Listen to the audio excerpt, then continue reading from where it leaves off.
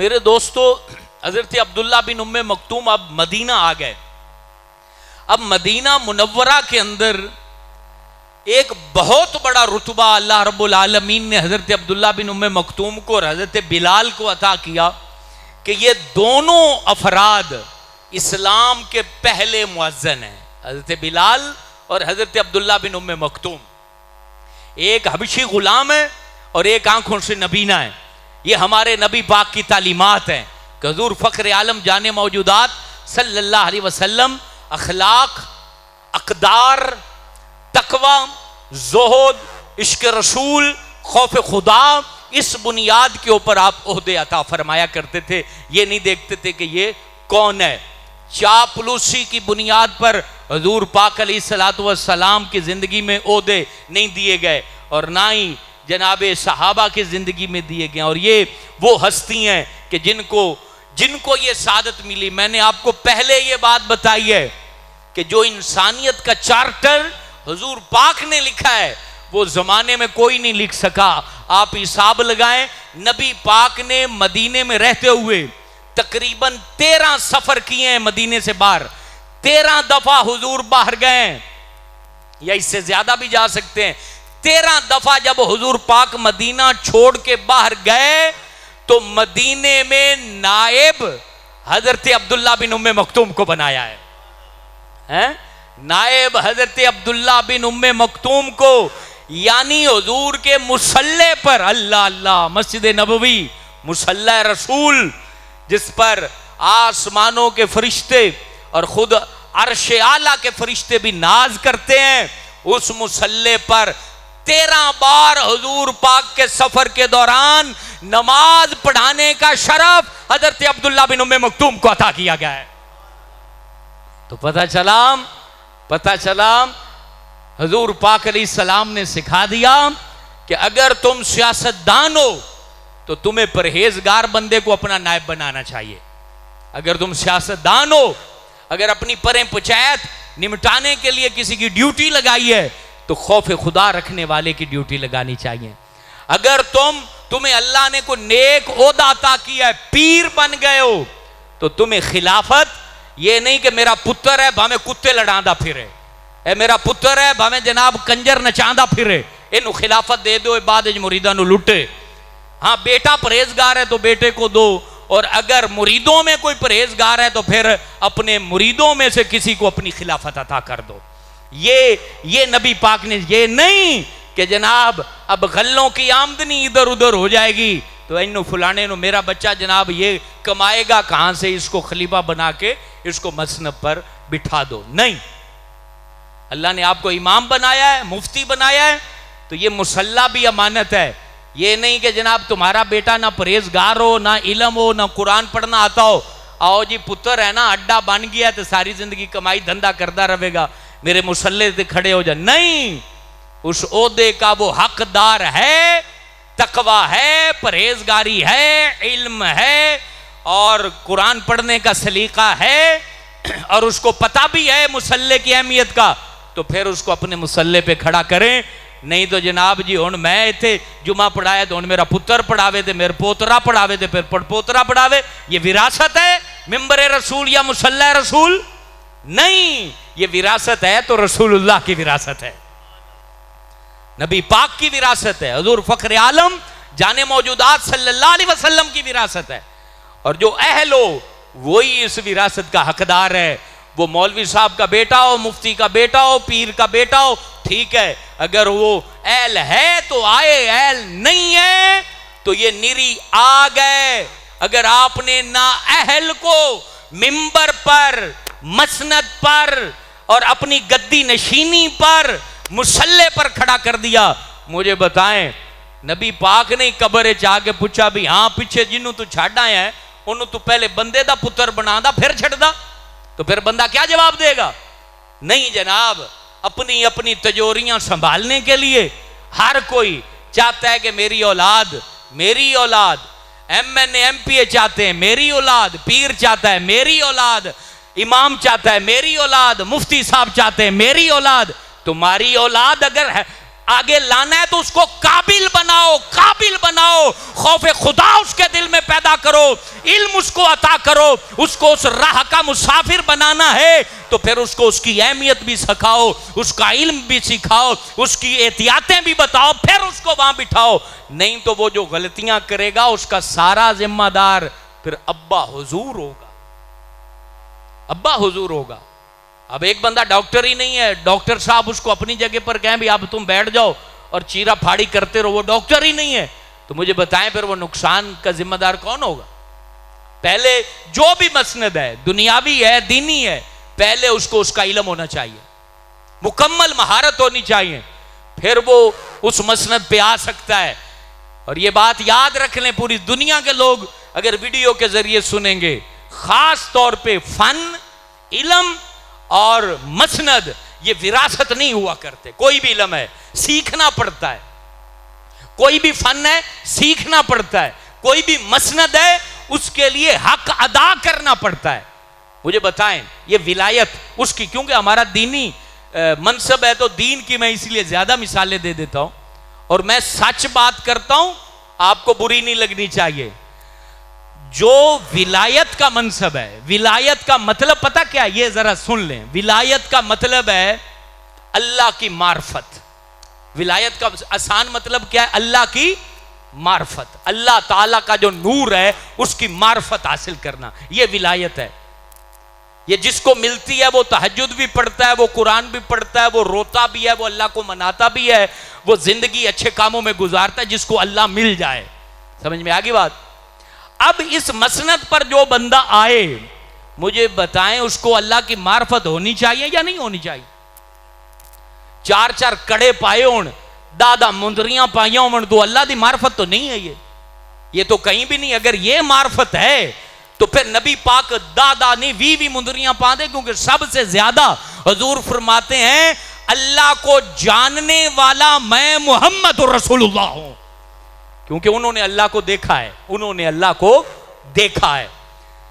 तो अब जो बंदा इस मसनद पर आ रहा है या दावा करता है कि जनाब तुम आओ मेरे मुरीद हो जाओ, तो उसका दावा है कि वो अल्लाह को पहचानता है, उसका दावा है कि अल्लाह की वो मार्फत हासिल कर चुका है। तो जब वो दावा कर चुका है तो फिर उसके जिम्मे बहुत ज्यादा काम है। ये बात याद रखें। तवीज लिखना पीरी मुरीदी नहीं, वो तवीज तो मैं भी लिखता हूं, कई लोग लिखते हैं। तवीज लिखना पीरी मुरीदी नहीं। पीरी मुरीदी जो फिर सीने से सीना मिलाए तो सीने में चिराग भी रोशन हो जाए, फिर उसके दिमाग में इश्क की शमा रोशन हो जाए।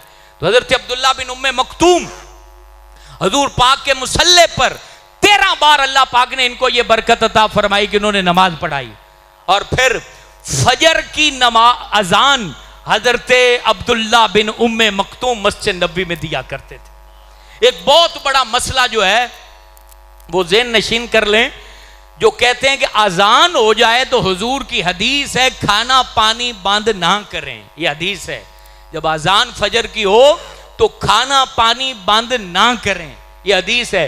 और कई लोग इसको रमजान में बड़ा शेयर करते हैं और लोगों के रोजे जो हैं वो खराब करते हैं। अब उस हदीस का बैकग्राउंड भी सुन लें ताकि बात समझ आ जाए। हजरत बिलाल जो थे वो तहज्जुद की अजान पढ़ा करते थे। हजरत बिलाल वो सहरी के लिए अजान पढ़ते थे कि लोग तहज्जुद भी पढ़ लें और सहरी भी कर लें। और जब सहरी खत्म होती थी तो हजरत अब्दुल्ला बिन उम्मे मखतूम फजर की अजान पढ़ा करते थे। तो हुजूर ने यह समझाया था कि बिलाल अजान दे तो खाना पानी बंद ना करो, फजर की अजान आए तो खाना पानी बंद कर दो। तो क्योंकि हजरत बिलाल तो फजर से पहले अजान देते थे कि लोग तहज्जुद में उठ जाएं और लोग जो है ना वो सहरी कर लें। तो सहरी की अजान जाहिर सी बात है खाना पानी बंद नहीं किया जाएगा, फजर की अजान में खाना पानी बंद होगा। और वो फजर की अजान अब्दुल्ला बिन उम्मे मखतूम पढ़ा करते थे।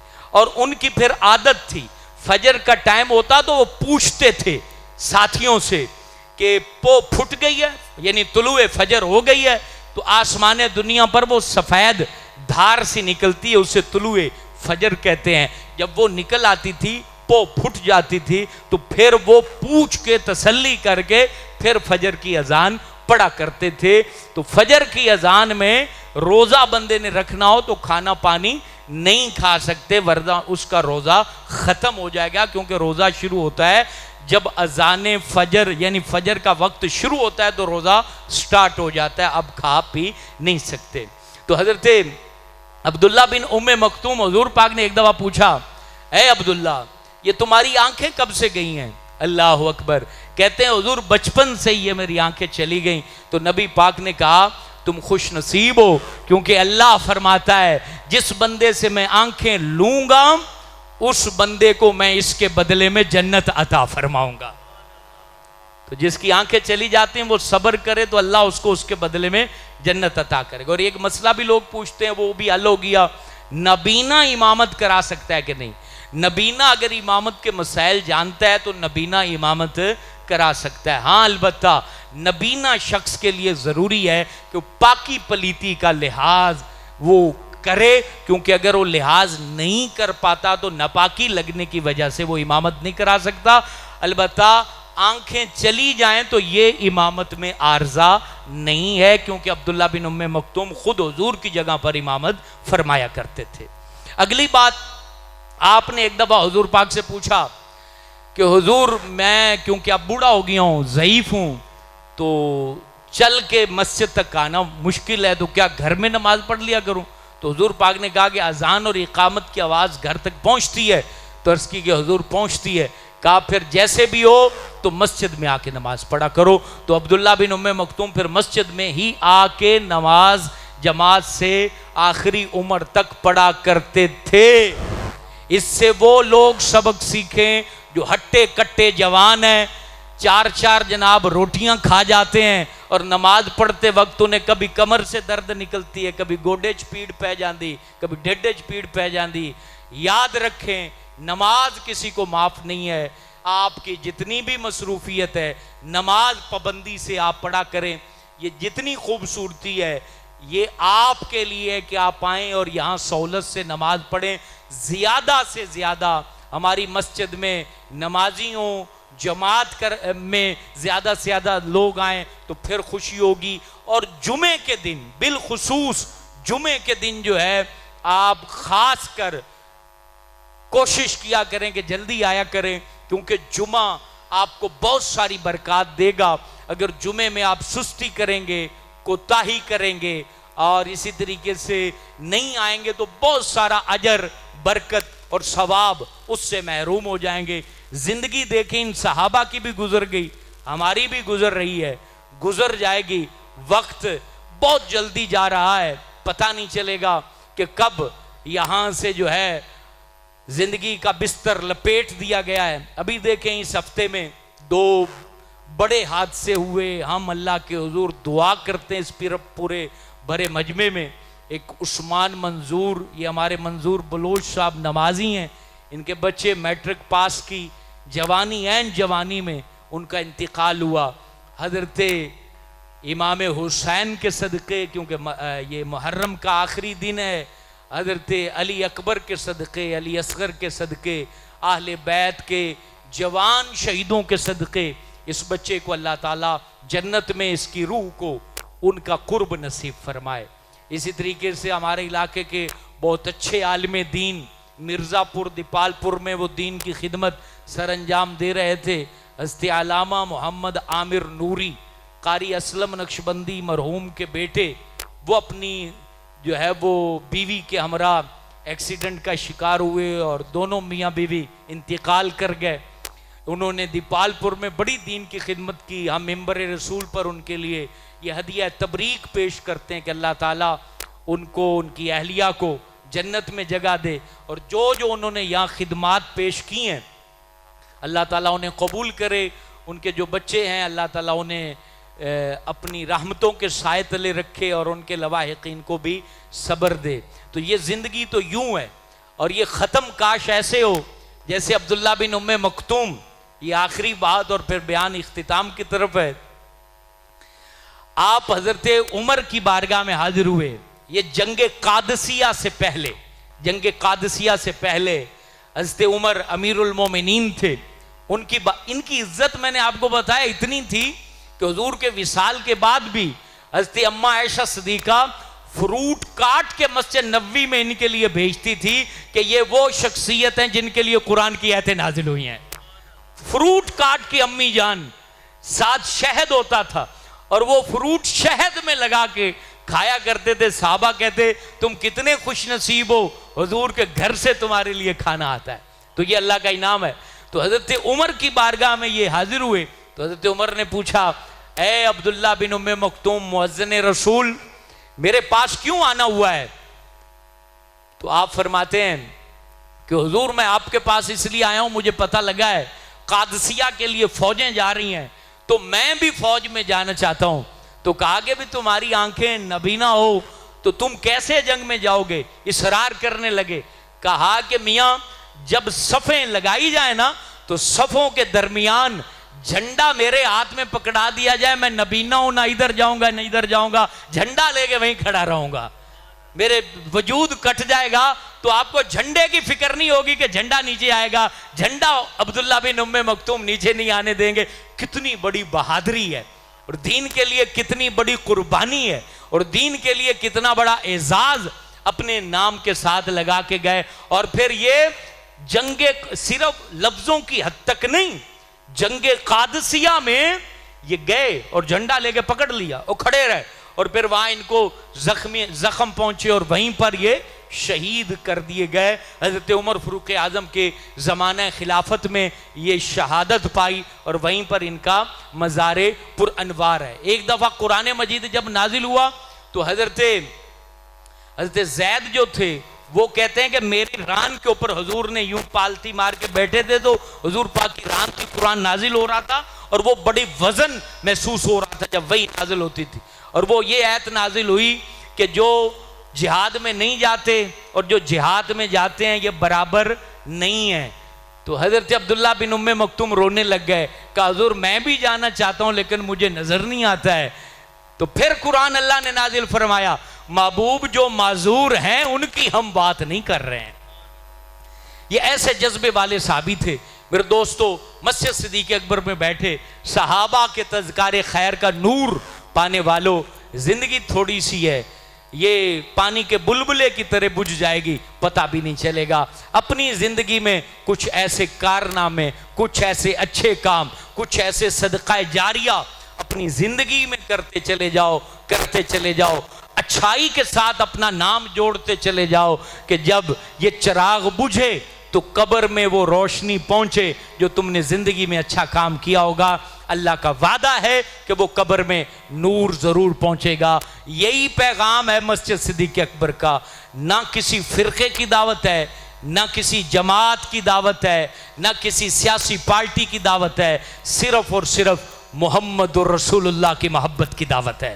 हुजूर पाक की मोहब्बत के साथ जुड़ जाओ, हुजूर पाक से सच्चा प्यार करो, औलाद को प्यार करना सिखाओ और कुछ अपने हाथों से ऐसे काम जरूर कर जाओ जिन कामों का अजर आपको कब्र में अल्लाह जरूर अता करेगा। ये अल्लाह का वादा है। उन कामों में से एक काम आपकी मस्जिद सिद्दीक़ अकबर दारुल उलूम सैयदा फातिमा ज़हरा लिल बनात अल्हम्दुलिल्लाह, उसके ऊपर फिनिशिंग का काम शुरू हो चुका है। इस वक्त 31 विंडोज एल्युमिनियम की वो लगने के लिए उसका ऑर्डर दे दिया है। तकरीबन 7 से 7.5 लाख रुपए का खर्च है। उसमें 1 लाख रुपया हाजी मोहम्मद असलम सदर इंतज़ामिया मस्जिद सिद्दीक़ अकबर ने दिया है। आप सबको भी दावत है, 10,000, 20,000, लाख, 1 विंडो, 2 विंडो, 3 विंडो अपने मरहूमीन के साले सौ देखें, वो लग जाएगी। जब तक लगी रहेगी आपके घर का अल्लाह रब्बुल आलमीन अपने रहमत और अपने नूर की बरसात से हिस्सा जरूर तो अता करेगा।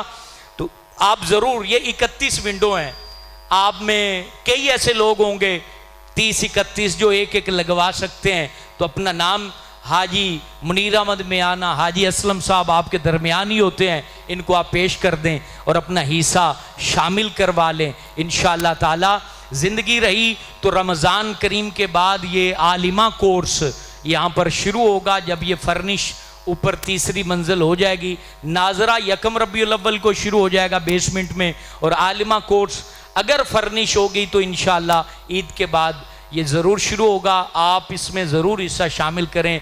ये आखिरी टर्म चल रही है, ये आखिरी दौड़ है, शामिल हो जाओ, हो जाओ।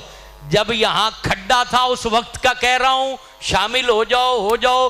खड्डा भर गया, बिल्डिंग बन गई, प्लस्तर हो गया, मार्बल लग गया, इसकी वैरंग हो गई। अब आखिरी आखिरी लम्हे चल रहे हैं, अकाउंट खोल लो, खोल लो, खोल लो, खोल लो। फिर भी नहीं खोलोगे तो फिर क़यामत वाले दिन मैनू नहीं आखना भी तुझे सानू आखा नहीं आ। अल्लाह पाक अमल की तौफीक अता फरमाए।